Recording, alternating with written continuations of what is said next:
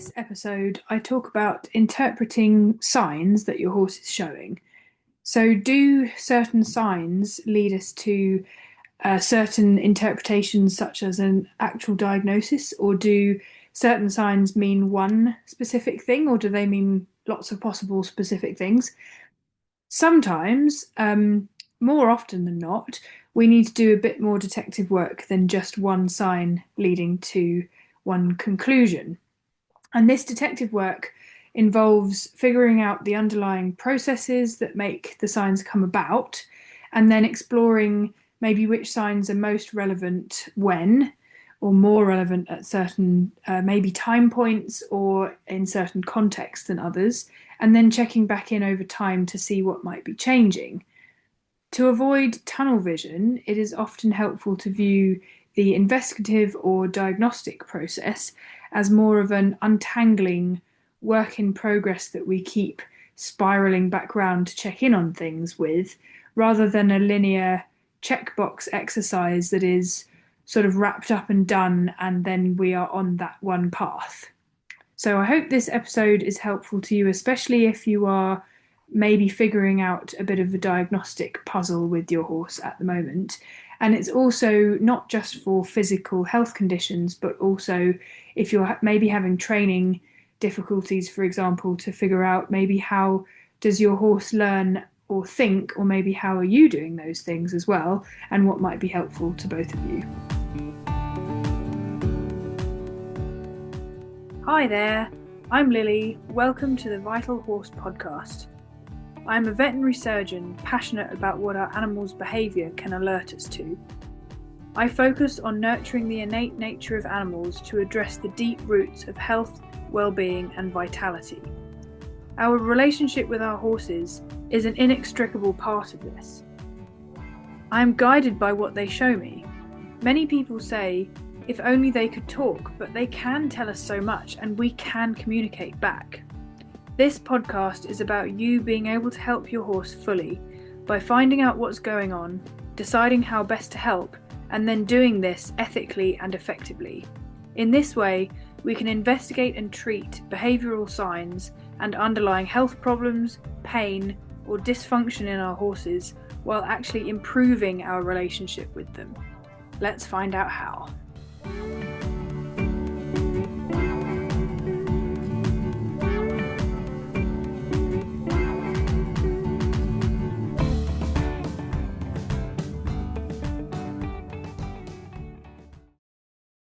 Hi there, welcome to this episode on what does it mean when my horse, and then insert the sign that you are asking about. So the point of this episode is to talk through whether signs that your horse is showing, how we can use them to get to a diagnosis or to make a conclusion. How do we interpret the signs that our horse is showing? What does it mean for them? So in some situations, there will be a sign that your horse is showing that leads very easily to making a conclusion about what's going on in their body and therefore a diagnosis. In other cases, it will be a lot more vague than that, and we will have to do a bit more detective work. So for example, if a horse has a wound, then that is a sign. That's what we call a clinical sign. We don't really use the term symptoms in veterinary medicine. We use the term clinical signs. And so that is a clinical sign. A wound, a break in the skin, it might go into subcutaneous tissue, it might go into the muscle. And you can see that pretty clearly just by looking at the horse with your eyes that has happened. But even in that situation, there may be more going on than what we can see with the naked eye. So we might want to feel maybe the extent of the damage. We might need to do some imaging in some cases, or we might need to explore that wound. We might need to clean it up and explore it surgically to see where it's gone, all of that kind of thing. So it's actually fairly rare that we get a situation where the horse is showing a sign and we can know everything that's going on about it just from looking at that one sign. And sometimes the signs are a lot vaguer than others. So the situation of a wound, we have a pretty good idea of what's happened, but we need to do a little bit more investigation. Whereas if you have something probably the vaguest you can get is sort of not quite doing well, not quite right in themselves, and few other specific changes that you can identify, or maybe the term poor performance when it's not really clear in exactly what way the performance is poor. So I have a step-by-step process that this is what I was actually taught when I was in vet school is called a logical approach to clinical problem solving. And I've been using this ever since I qualified as a vet in general practice, but I've kind of I've modified it a bit to what I do now because I take more of a whole horse approach and also take their learning history and their emotional environment into account as well when I look at their overall health and well-being. But the first step in this process is to define what are the signs that you are seeing. And that can sometimes be actually easier said than done because we have to be quite clear about those definitions of the signs that the horse is showing. And that might include things like a context aspect or a time aspect. So, are they showing this sign at all times or is it intermittent? And if it's intermittent, when do they show that sign? Because that might give us some clues as to eventually making a conclusion about what that sign is showing us. So, one way of defining a sign is, say, for example, the horse is not quite moving properly, they're not quite moving in a healthy way, then we might define that, is that a lameness or is it incoordination or is it stiffness? So that's rather than saying the horse isn't moving normally or the horse isn't going forwards, for example, then we make a bit more of a concrete definition of exactly what it is that they are doing or maybe what they're avoiding doing. That might also be a way of defining the sign. It's also important sometimes to distinguish between things. So, this actually really helps your attending professional over the phone or when they arrive to visit your horse as well, is to be very definite about the signs that you have been seeing in your horse. So, for example, if your horse has been coughing, we need to make sure that when you say that the horse has been coughing, that it is actually coughing and that it's not something like snorting in the nostrils, that it's coughing from the chest. Um, or another example might be that sometimes people use the term choking to describe coughing in their animal, and choking is actually quite a different thing to coughing as a clinical sign for a medical workup. So that's what I mean by defining the sign that the horse is showing. And that might also include, for example, have you noticed if you think that they might be lame, for example, do you think that you can recognize a limb and is it always that limb or is it shifting around? But we're a little bit now going into the second stage, which is refining. And that's where you add some more description to that defined sign. So, say, for example, taking coughing, you might refine it as a soft cough. You might refine it as a cough where they bring up a bit of phlegm or something, or they don't. You might refine it as a repeated cough or just an isolated cough that happens occasionally. So then we start to get a bit more information about the nature of that sign, and that's really helpful. Some useful questions for refining what is going on with a clinical sign are maybe where. So that could be where in their body, for example, if there's a swelling, to really describe whereabouts on the body that swelling is. Maybe when. So, for example, the coughing or maybe a lameness, does it show up in a particular context? Does it happen after something happens, like say after lying down in their bed or after eating, for example? And then how, so the nature of how it's happening.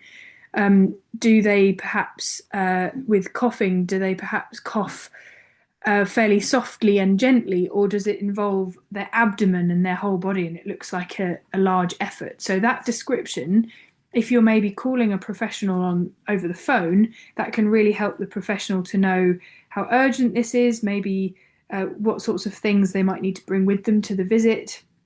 and they can start to think through the things that they would like to check in that patient when they arrive. And it can also help to give extra information in a diagnostic process that is already going on. So, from these things, once we've got really clear about what it is that the horse is showing us, and I'll just put a little bit in here about the fact that if everything is a bit vague and you can't really define and refine things, you feel like you can't really define and refine things any more than, well, they're just not quite right, then my attuned assessment approach, which involves some hands-on assessment of them, distance observations, and observing how they are in their interactions with us, that can really help you to start to narrow down, why is it that I think that they're not quite right? Does this have something to do with maybe their appetite, or does it have something to do with the way they're moving, or does it have something to do with their mood? So those things are where you can start to define and refine things, and then we can actually get a plan for a way in to investigating this problem. So the next stage after that defining and refining is which body system or maybe which body region is showing this sign. And that doesn't necessarily mean that it's where it originated. So that's jumping the gun a little bit. But which body system or region is this sign coming from? And that can also sometimes be easier said than done, because carrying on, say, for example, with the coughing example, well, you think, well, it's coming from inside the chest. Yes, but it could be lungs, it could be heart, it could be different parts of the lungs. So it could be the gas exchange part of the lungs, the alveoli, or it could be the airway part of the lungs, so the bronchi or the trachea, for example. We need to be able to figure out whether it's maybe more upper respiratory, so the nose, the larynx, the throat, that kind of area, or whether it's deep inside the chest. So that's the next part to go to. Maybe with the lameness example, we would think it's their left front limb, but then we want to try and narrow down, is it in their foot? Is it maybe in their carpus? Is it in their shoulder? Is it maybe actually in both front limbs, and we're just seeing it more in the one that we think is lame? So this is the start of the investigation process, where we might start to get hands on, or we might start to do certain diagnostic tests. If we're talking about, if you're coming at this from what does this sign mean, maybe in terms of behaviour, or maybe you're having trouble figuring out how to maybe train something ethically, then we might ask at this stage, rather than which body region or which body system is involved in this, we might start to ask which emotional circuit. So I will just briefly go into the emotional circuits. There are 7 emotional circuits, and some of them feel pleasant and some of them feel unpleasant. In general, when our horse would like to continue to participate in an activity, it gives them it helps to keep or to put them into a more pleasant feeling emotional circuit. So that might be play, for example. It might be care. So maybe if a horse loves being groomed and massaged and things, that could be an example of the care emotional circuit. Or it could be seeking, so exploration, maybe finding food, foraging, perhaps, maybe scent work, for example. Those would all bring those systems of the emotional brain systems on board. On the other hand, where horses would rather not participate, it's usually because of unpleasant emotional systems that would more come to the fore. So those mainly involve fear, panic or grief, and rage. And there's all sorts of reasons why those things can come about, but it's actually fairly easy to see when you're a fellow sentient being which emotional circuit another being, especially one as emotional and expressive as a horse is. So believe them if they're showing those things, and that can really help us to figure out what effect perhaps our well, it could be our training or maybe their lifestyle and environment, what effect that might be having on their emotional systems. This is a quick reminder that the Needle Shyness online course starts running live for 12 weeks on the 1st of July. For an ethical and effective approach to helping needle-shy horses, go to www.nurturingnatureequine.co.uk/needles.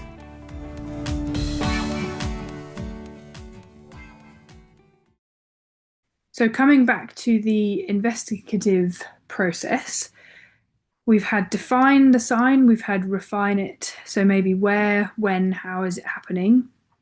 Then we've had which body regions or systems, or maybe which emotional circuit are we affecting. The next stage is to ask, so what process is happening here that is producing this sign? For example, if there's a swelling, is it that there's inflammation and that has made the tissues full of all of the inflammatory material, and therefore it is manifesting outwardly as a swelling? Or is it that there is a problem with regulating fluid in the body and that there's fluid accumulating? So we can figure out what is the process that is producing the sign. And so it's a little bit of a forensic thing of working back to the underlying cause. The next helpful thing is with this process, in order, well, actually, it's part of determining what process is happening. So, in order to work out what biological or maybe pathological process is happening in the body to produce this sign, one sub question under that is, how are the signs progressing? How has it progressed over time? Because that can help us to figure out what underlying process is going on. And there are several different types. So there's an acronym that we use in medicine, and it's damn it V, and it includes, I should count how many there are: 1, 2, 3, 4, 5, 6, 7, 8, 9, 10, 11, 12. Some versions have a different number. But the list is degenerative, anomalous, metabolic, neoplastic, nutritional, inflammatory, infectious, iatrogenic, idiopathic, traumatic, toxic, and vascular. So some of these have significant overlap, and sometimes a process can involve more than one of these. But really, I'll just go through these to help to illustrate how the progress of something can lead you to what process might be happening. So degenerative tends to just gradually get worse over time, and the process that's happening in the body there is that a tissue is becoming more damaged over time, less functional, maybe less structurally like it should be in its fully functional state. So those things will tend to just gradually deteriorate and they don't start to get better. And that can help us to figure out what diagnosis it is. So, for example, another word for osteoarthritis is degenerative joint disease, because those joints, they don't reverse and go back to their pristine state once that process has started. Anomalous is usually, so the time period can vary with this one, but what anomalous usually means is that it's something congenital that the horse was born with. And so that can either show up from birth or it can show up later on because things that start to happen to the horse make it apparent. So that might be, for example, a significant conformational challenge to a horse. It might be a congenital malformation, for example, or it could be something a bit weird like having more than one of a particular organ, or more than, you could have 3 kidneys or something like that, and it might not cause any problems, or it might cause problems later on. And that's one to keep in mind if things don't seem to be fitting together, because it can mean that actually there is something anomalous going on, that it doesn't fit with the usual course of things. The next one down is metabolic. And these, in terms of time progression, they wax and wane, or they're seasonal. Waxing and waning isn't necessarily seasonal, but it can wax seasonally and wane seasonally, or it can not be related to the seasons, or it can be grumbling and all ever present. So that varies in terms of time period. Neoplastic, so that means cancerous. That usually gradually gets worse, or it suddenly shows itself, because sometimes something can be growing for a little while and then it suddenly reaches a threshold and is a problem. So that can pop up, or it can be more similar to degenerative, where things gradually get worse. Nutritional, that one often follows some kind of, in terms of time progression, that one often follows some kind of change.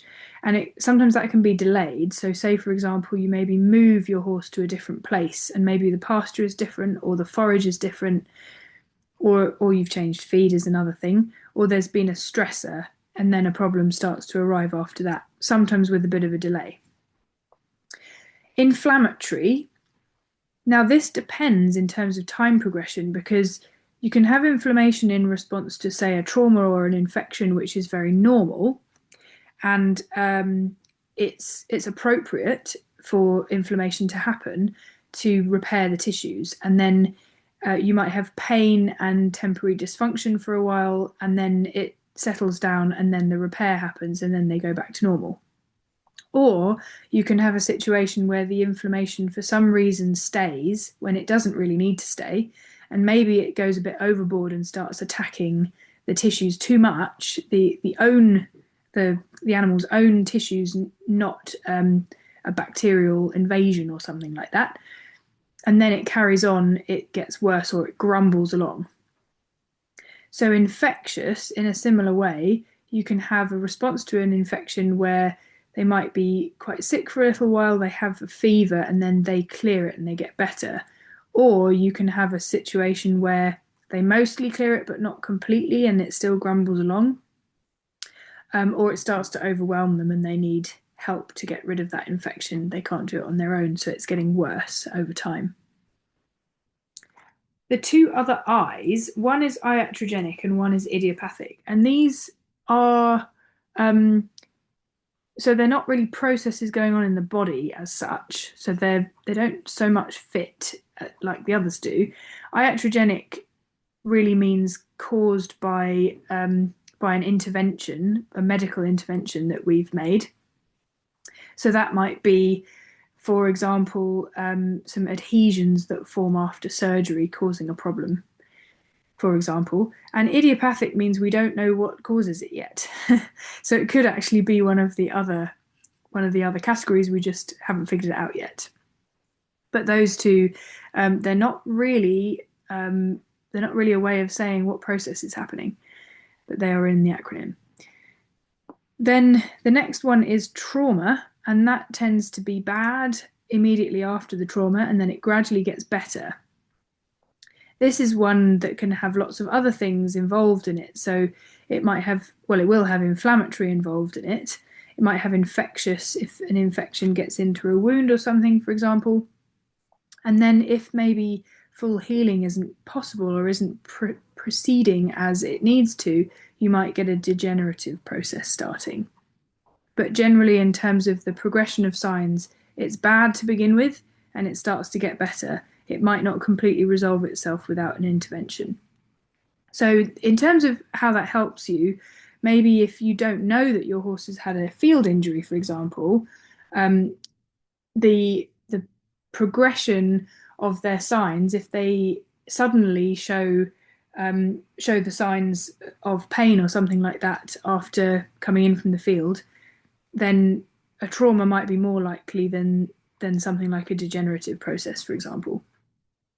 The second to last one is toxic, and that tends to also be a sudden, well, it depends actually on the nature of the toxin, but that more tends to be a sudden onset, and depending on the nature of the toxin, again, it could resolve itself quickly or it could cause longer term problems.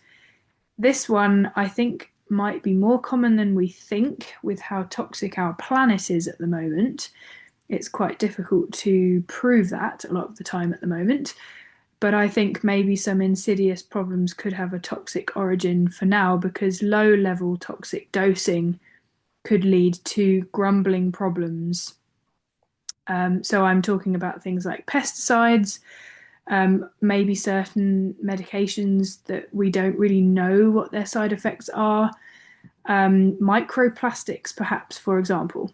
And that might be quite controversial to say, but I really think that we shouldn't be ruling that possibility out. And then the last one is vascular. So that's an interruption to blood supply. And that's usually sudden, but then it improves itself because the blood supply can reroute unless there is significant tissue damage in the meantime while those tissues are deprived of oxygen. So that's where you can try and think what underlying process might be going on to cause this particular sign. And all of this then culminates in why. So this is the key. This is where we can actually get to the deep-rooted causes of things, is why did this happen in the first place? Now, we might not always know what happened to the horse to cause the process, but to know why is the sign happening now, what process is going on in the horse, that is the key to being able to help them more fully. Now, I will add to this my 4 deep roots because I think that they all really have an interplay with what's physically, physiologically, structurally, emotionally, mentally going on with a horse. And one of those is called husbandry for happiness. So that's the horse's lifestyle. Another one is called movement medicine. So that's their standing and moving posture and habitual motion. The third one is called cultivating comfort, and that's having physical, mental, and emotional comfort. Because if there is discomfort or pain in those aspects, then it's going to be very difficult for a horse to be actually able to heal itself very well, as well as be fully healthy and in their full well-being. And the fourth one is communication, compassion, and consent. And that is where relationships with horses really affect them physically, mentally, and emotionally, and socially as well. So, in exploring this and interpreting the signs that your horse is showing, there are some things that we need to do. It's not necessarily just a linear diagnostic process. There's a lot of exploring and testing out and trialing that often needs to happen.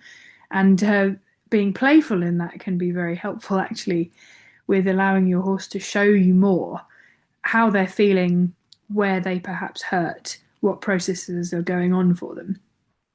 So, some more useful questions to ask in that regard when you start exploring this is what changes what contexts show the sign, what contexts alleviate the sign or signs, what motivates your horse, because motivations can remove certain physical sensations, they can add certain physical sensations, they can certainly change emotional circuits.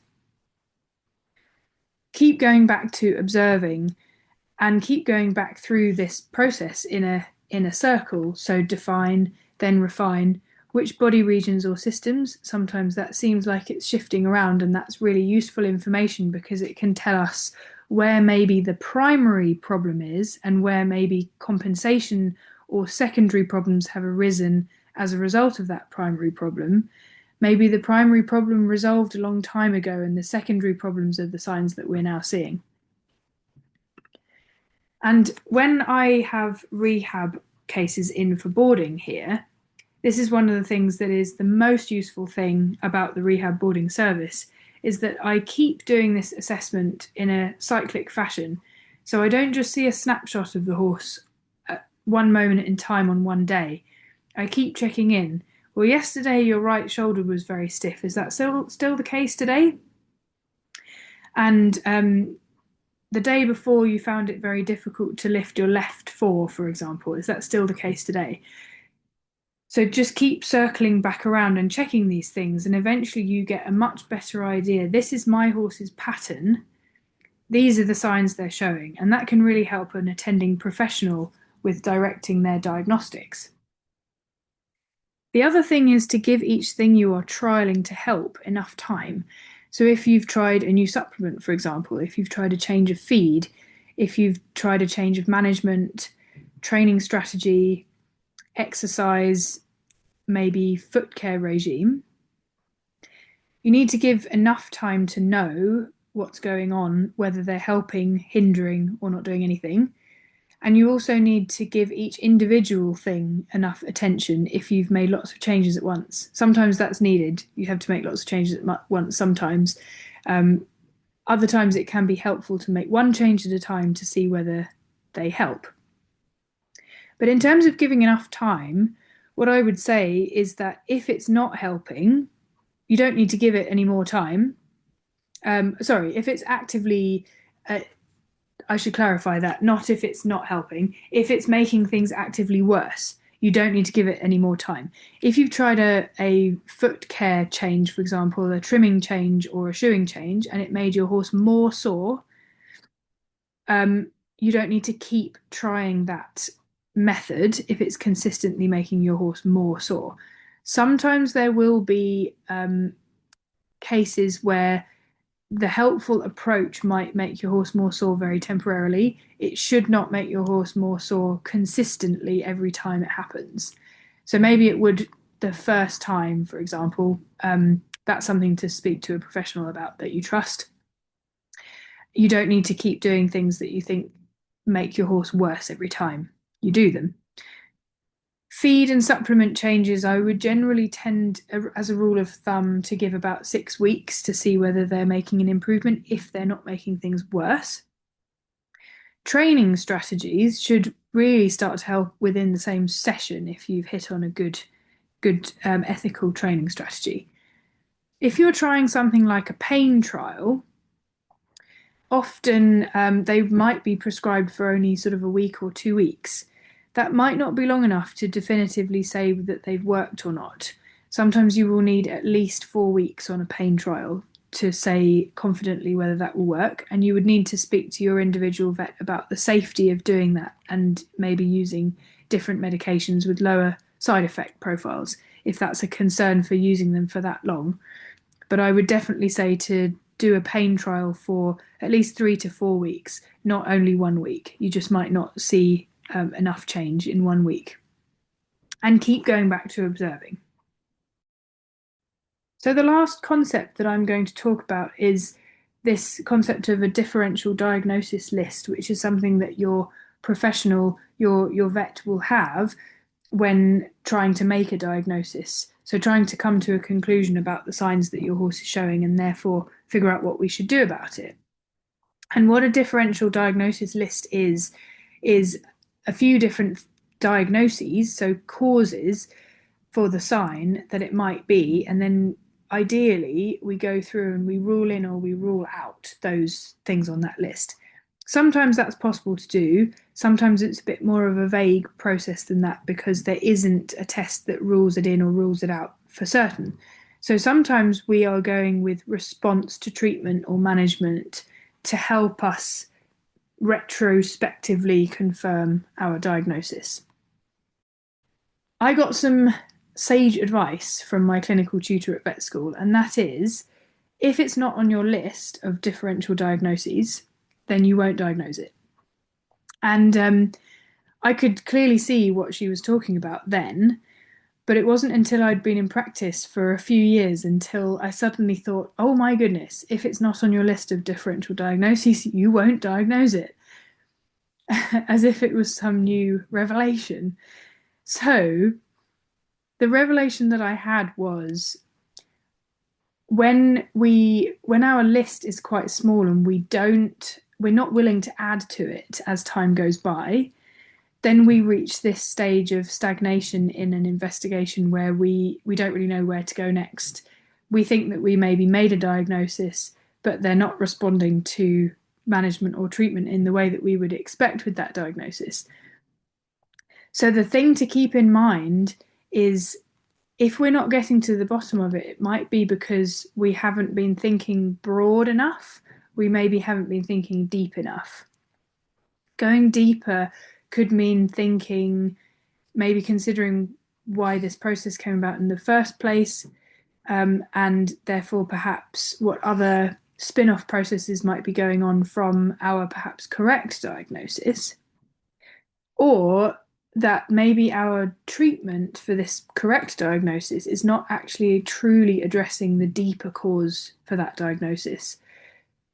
So an example of that could be if we are treating stomach ulcers, gastric ulcers that we can see on a scope, for example, and they go away with that treatment, and then the signs come back and we rescope them and they've got ulcers back again, then it might mean that actually we've also missed another diagnosis that is the cause for the ulcers.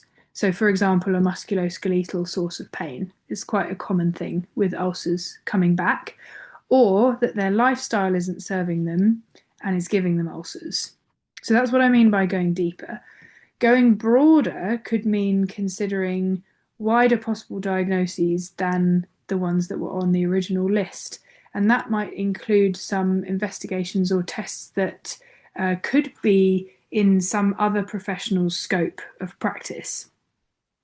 So, for example, if you see a vet whose specialism is more in investigating joints, but the horse's lameness is fascia related, for example, then perhaps their diagnosis will not be on that particular vet's diagnosis list. Or it might mean going even broader than just the physical. So, for example, certain signs might have some more emotional causes rather than just physical ones. And there might be things, for example, lifestyle changes that the horse needs as opposed to just a medical treatment to fully resolve that.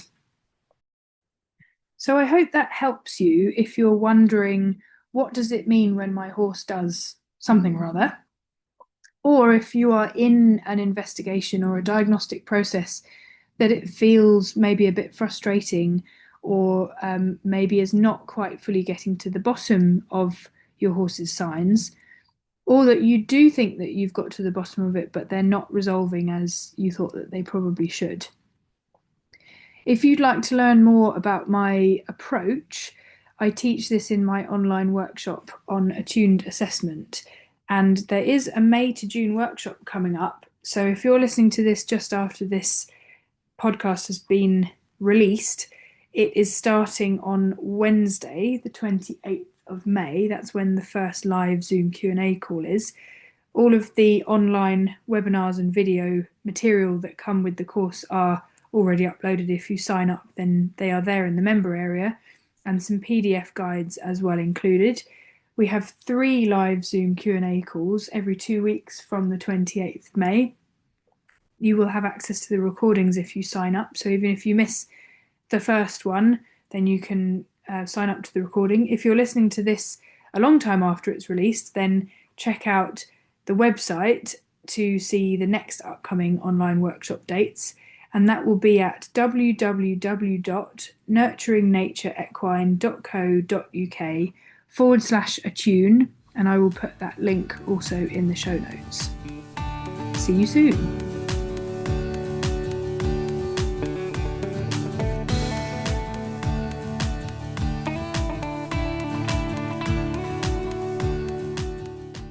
Thanks for listening to the Vital Horse podcast, where you can find discussions focused on helping horses in ways that combine scientific principles and evidence with compassion and understanding.